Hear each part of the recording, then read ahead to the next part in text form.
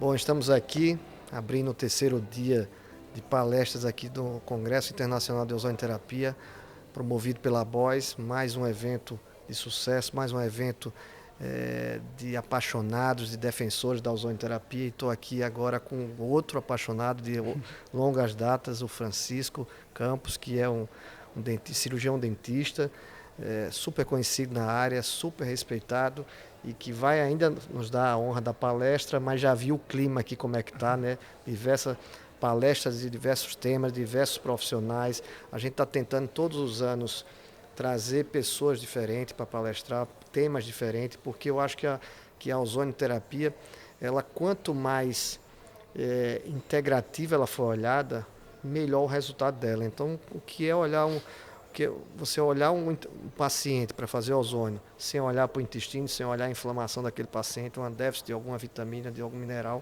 o sono dele, o estresse dele, você perde muito no resultado da ozonoterapia. Então, é bom esse debate, é bom essa discussão, trazer essas experiências de cada um. E agora, quero ouvir sua experiência, o que você vai falar hoje no nosso congresso, qual a sua expectativa aqui para nossos participantes. Conta aí, Francisco. Poxa, primeiro, obrigado, doutor Antônio, pelo convite. É sempre uma satisfação imensa poder falar para o público aqui da Associação Brasileira de Ozonoterapia. Como o doutor Antônio comentou, essa visão do nosso paciente como um todo é essencial para que o médico tenha um resultado, o dentista tenha o seu resultado, a enfermagem, a fisioterapia e toda a equipe de apoio, inclusive a psicologia, a psiquiatria, que muitas vezes vai estar englobando esse tratamento. E eu sempre gosto de comentar que toda patologia, independente do nome que é dado, ela começa com uma resposta inflamatória. Sempre. E daí surgem as doenças e infelizmente os médicos tradicionais não querem enxergar ou não querem aceitar isso, porque fisiologia básica dos primeiros anos de medicina, você vê que as doenças se iniciam ali na inflamação e gera todas as doenças, na verdade, de câncer, a doenças neurológicas, a diabetes, a doenças autoimunes, tudo é inflamação, Sim. Então, o que a gente puder fazer para promover um ambiente, para promover um organismo desinflamado, antioxidado, antiglicado, melhor vai ser nossa qualidade de vida, melhor vai ser nossa longevidade, Sim, sem dúvidas.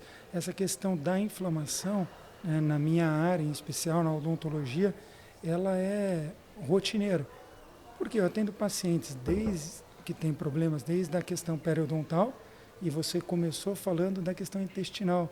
E a gente tem um link muito forte, um link muito forte da nossa microbiota oral com a microbiota intestinal. Então, hoje é uma área bem desenvolvida, em alta na odontologia, que se chama de medicina periodontal. Olha. Então, os dentistas estão estudando isso junto, de forma multidisciplinar com médicos, para entender como um processo inflamatório nos tecidos que dão suporte ao dente. Então, o ligamento periodontal que une o dente ao osso, o osso alveolar propriamente dito, e as mucosas orais. A gente sabe que a mucosa sublingual é uma excelente via de absorção. Ela só perde para a via endovenosa. E aí você tem a mucosa sublingual e a mucosa intestinal, a mucosa retal, como duas vias de excelente absorção. Mas essa excelente absorção não é seletiva.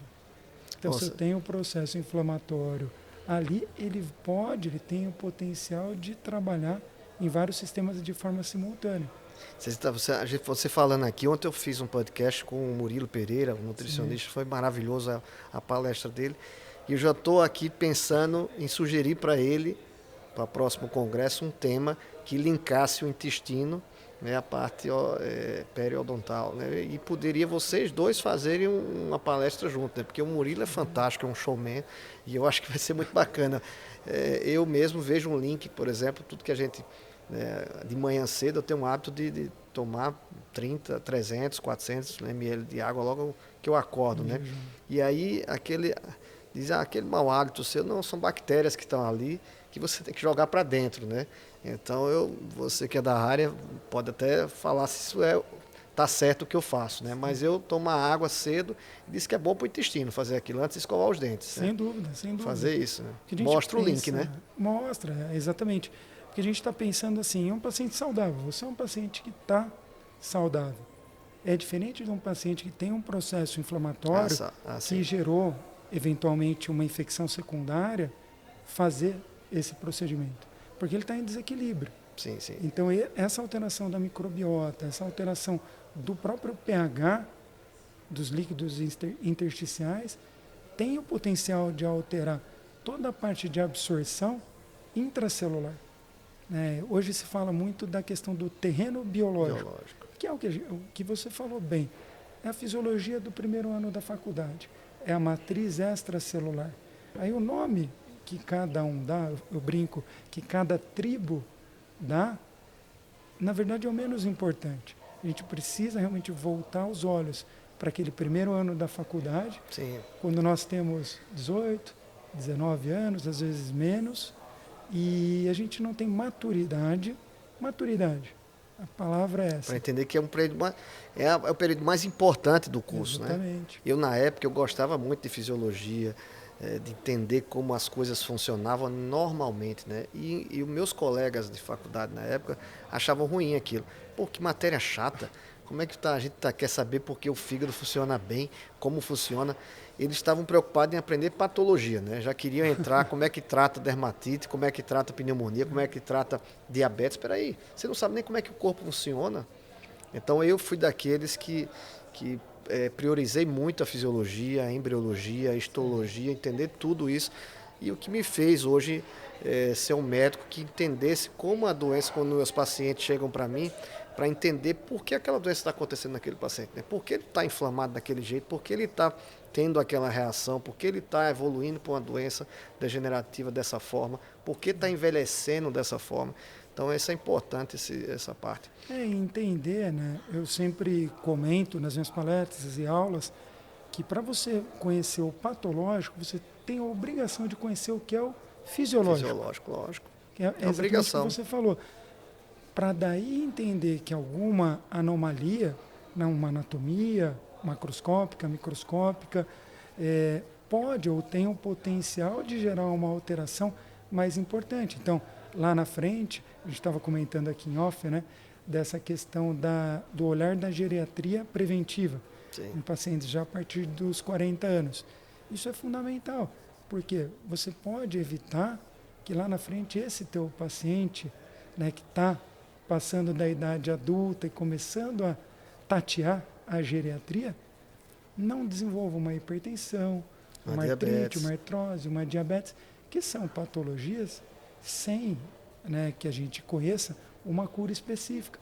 Então, são doenças crônicas que esse paciente vai conviver. E não necessariamente estão linkadas com a idade, né? Porque não, de forma você alguma. pode ter 70, 80, 90 anos sem ter diabetes. Claro. Não é porque eu estou ficando velho que eu tenho que ter diabetes, não.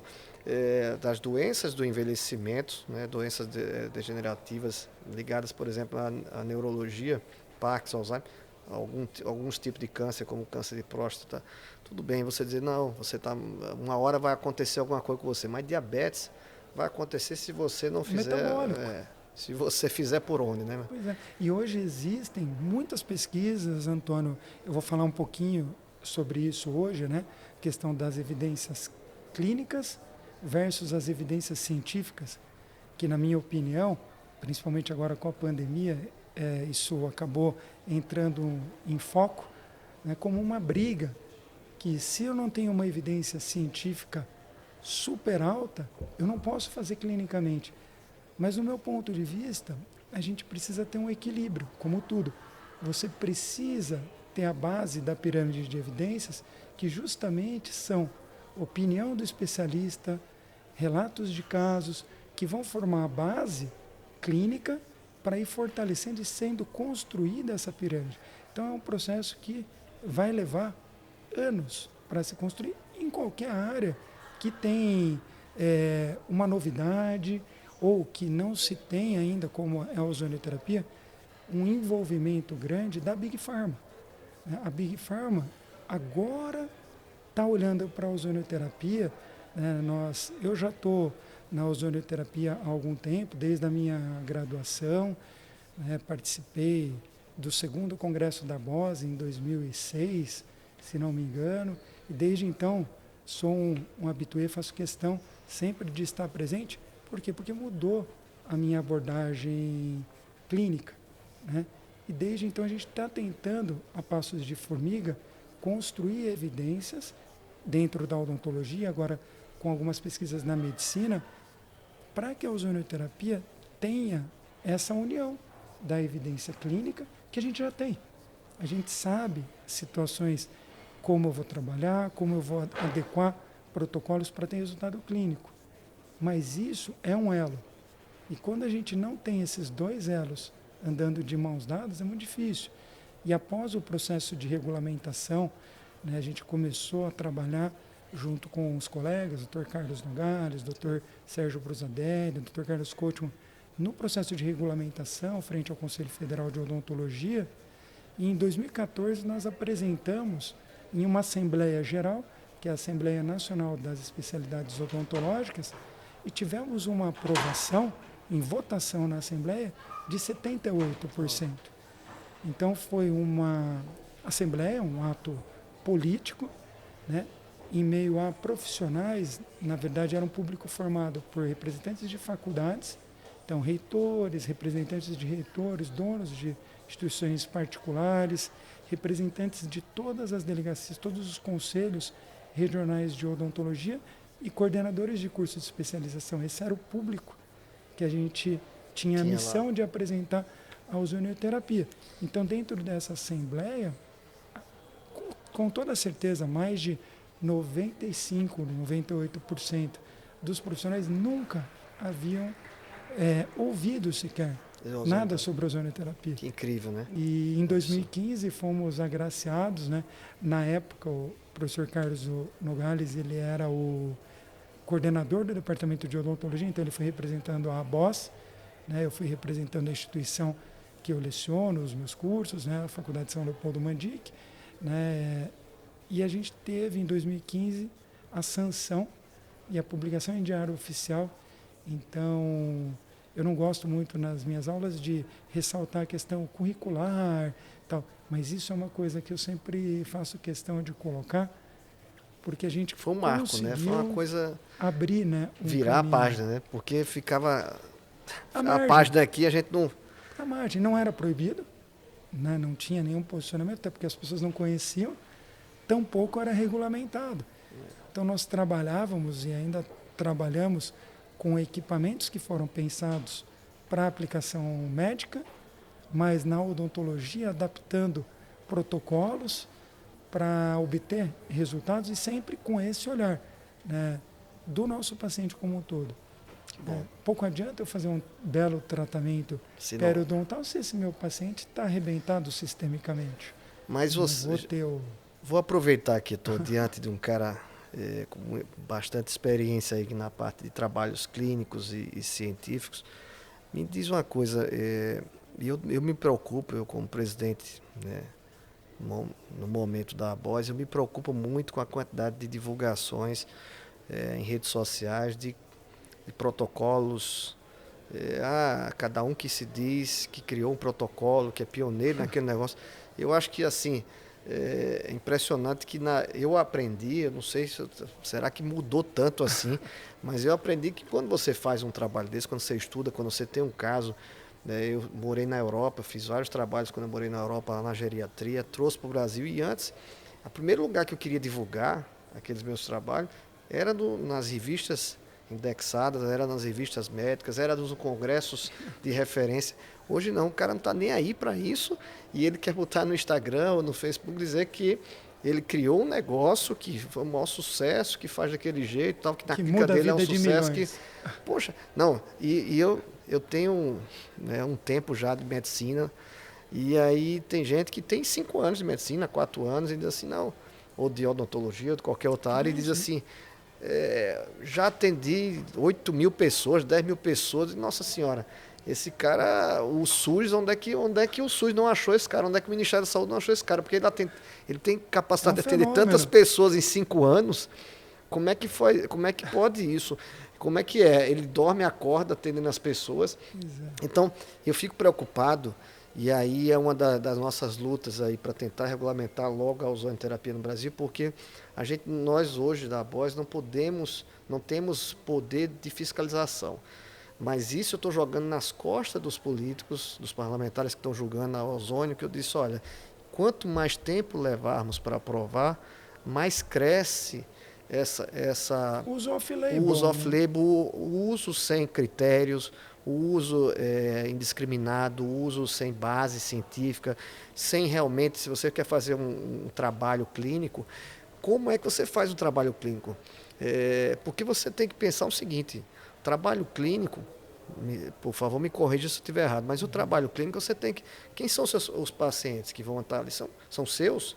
Espera aí, se você está fazendo uma experiência com eles, você está avisando a eles isso? É ético, né? É ético, assim, eles estão cientes que aquilo não tem nenhum protocolo certo para aquilo, que se acontecer alguma coisa eles serão prejudicados.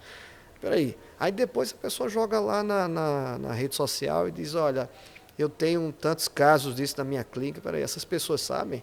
Ou ele também só está passando os números bons e as tentativas erradas. Sim. Então eu tenho muito receio com isso, sabe, do que a gente vê na internet. Eu queria logo que isso fosse aprovado para tentar buscar com os órgãos, né, reguladores do nosso país, com os conselhos, com a Anvisa, sim, com tudo, e atrás, olha, esse profissional está divulgando isso, vamos pedir para ele provar isso aqui para a gente, por como é que ele fez isso, porque pode levar a perigo, e aí queima a história da ozonoterapia, né? Se um errar, né, se um errar, queima, arranha, e é ruim para a gente isso. Já está acontecendo, hoje, como você bem disse, né, na nossa época, a gente tem uma idade próxima, a preocupação era o quê? Publicar uma revista indexada, com índice de impacto legal, para ter uma abrangência. Hoje, infelizmente, mudou. Hoje, o cara quer publicar no Instagram. É o Instagram. Durante a pandemia, eu fui convidado, foi um boom da ozonoterapia, e eu fui convidado para diversos congressos, palestras em faculdade, parcerias com pesquisa. E aí, muitas vezes eu perguntava, mas você me conheceu? E eu não tenho, né, tantos seguidores, até por ser um público nichado. Você me conheceu como? Não, no seu Instagram. A pessoa não digitou no Google, não puxou meu currículo Lattes. Não, pelo seu Instagram. Então, isso, a verdade é essa. A gente vai ter que se adequar a esse novo mundo das mídias sociais. É o que nós estamos fazendo aqui, né? O que nós estamos fazendo, construir conteúdo. Né? Mas sempre lembrando, essa polêmica que está hoje na política, do fake news, do que não é. Cheque. Você consegue checar com facilidade se aquele profissional está trabalhando de forma responsável, ética. E para trabalhar com ética, existem os comitês de ética. Você tem que submeter as pesquisas. Mas minha preocupação é justamente esses profissionais que às vezes fazem um curso de final de semana. Final de semana e tal, e depois disso eu acho que tem que ser dessa forma, eu vou começar a usar isso na minha clínica, e depois de um mês, 2 meses, olha, minha experiência clínica, trabalho clínico, cara, é muito diferente do que é realmente real. Trabalho há 2 anos com ozonoterapia. O cara não tá divulgando um trabalho. Que trabalho é esse? Ele seguiu o critério, ele seguiu as idades, ele usou alguma coisa a mais. Inclusão, exclusão. Então tem que estar bem ligado com isso. Agora, por isso que eu me preocupo. Mas me conta aí dessa tua palestra, que é um versus o outro, né? O científico versus o clínico, né? A ideia, né, principal, quando recebi o convite da BOS, era justamente mostrar para o público o que é clínico, o que é o científico e o que é o clínico baseado no científico, né? A aplicação clínica baseada em evidências. E para isso a gente precisa primeiro saber o que são as evidências, os níveis de evidência. Então hoje, quando eu ouço, né, e infelizmente existe uma série de profissionais, principalmente da área da medicina, que ainda são muito tradicionais ou existem conflitos de interesse diversos, que quando você fala de ozonoterapia, fala, mas não tem evidência científica. Para um pouquinho, respira. Tem. Evidência científica tem. Agora, quando a gente vai classificar nível de evidência, obviamente que como a ozonioterapia ela tem uma capacidade, uma ação indireta de modulação da resposta inflamatória, ela pode ser aplicada em diversas patologias como um coadjuvante. Essa é a minha forma de ver. A ozonioterapia não trata nada. Nada. Ela simplesmente vai modular o nosso paciente para que o organismo dele tenha condição de reverter um processo deletério.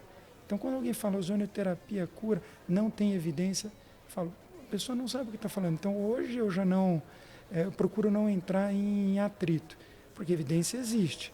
Agora, o nível de evidência está sendo construído. E o que acontece é isso.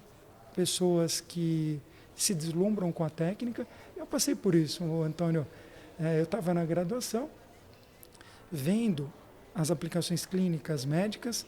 Na época, eu estudei em Itajaí e fazia estágio na clínica do Dr. Edson César Philippe, né, pai da Letícia Philippe e um dos fundadores, idealizadores aqui da ABOS. Foi professor do meu pai também, então a gente tem uma história.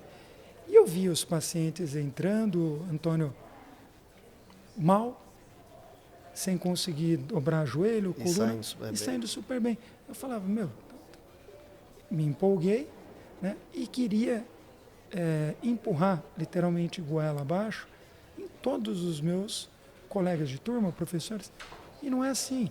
Então eu recebi, né, um choque de realidades. E fui puxado de volta para o planeta Terra. Francisco, não pode ser isso, isso não existe. Não, vamos estudar. E aí sim, construindo essas evidências a partir de estudos básicos, né, lá do nosso primeiro ano, para saber como a célula responde, como aquele sistema responde. E aí sim, vou trabalhar no modelo animal, né? Quando eu tiver as informações já que me dão segurança, aí eu penso em paciente. Então, os protocolos, né, são uma ideia inicial de trabalho. Protocolo em ozonioterapia, no meu ponto de vista, não existe, não pode existir, porque a sua resposta fisiológica é uma naquele momento, a minha outra, nem entre o mesmo paciente, muitas vezes de sessão para sessão, você tem que ajustar a aplicação, a sua dose, dependendo como ele está evoluindo. As sessões eu estava nas sessões de perguntas agora no congresso e teve uma aluna que depois que acabou ela disse, eu estou tendo uma pergunta, esse protocolo que foi passado aí, 20 microgramas, eu posso fazer com todos os pacientes com segurança? Eu disse, olha querida, cada paciente é um caso. A gente tenta aqui ajudar vocês, iniciar uma dose, indicar alguma dose segura, inicial, né? mas que segura. Você tem que manusear de acordo com o paciente. Então, lá na Europa, no Congresso Mundial de Ozonioterapia, a gente viu muita palestra onde se falou o menos é mais, né? Então não precisa começar com uma dose alta, começa com uma dose menor e vai sentindo um resultado. Esse é o primeiro mandamento da ozonioterapia. Depois posso mandar para você, mas o primeiro mandamento é esse. Ozonioterapia, menos é mais. Menos é mais. Esse é o primeiro, eu aprendi isso no primeiro congresso que eu participei, onde nós tivemos a participação do professor Philip Mollick, de Nova Jersey, que é um habitué, né? Sempre está aqui com vocês. E ele falou isso. Então, desde aquela época, a gente já entende. Poxa, o protocolo inicial é esse. Na dúvida, menos. Ver como o paciente vai responder. Está respondendo bem? Por que alterar aquela dose? Né? Não precisa não trabalhar com ansiedade. Exatamente. Meu irmão, um prazer ter você aqui. Um prazer maior também ter teu pai aqui também conosco hoje. Para você vai ser muito bacana estar ministrando uma palestra com teu pai ali na frente. Claro. Né? Eu tive esse prazer com meu pai o ano passado no congresso que a gente fez, e foi o primeiro congresso, eu como presidente, tive meu pai na primeira fila da plateia ali. Isso é muito bom, eu acho que a gente tem esse mesmo sentimento, essa mesma felicidade. Quando eu falei esses dias com você que eu queria muito que seu pai viesse, porque eu sou muito família, eu sou muito ligado a essa questão de tradição familiar, de pai para filho, e eu disse, nossa, eu queria ver os dois lá no nosso congresso. E aí eu vi vocês dois hoje, estou muito feliz. Obrigado pela presença dos dois. Espero contar com vocês nos próximos e estamos juntos.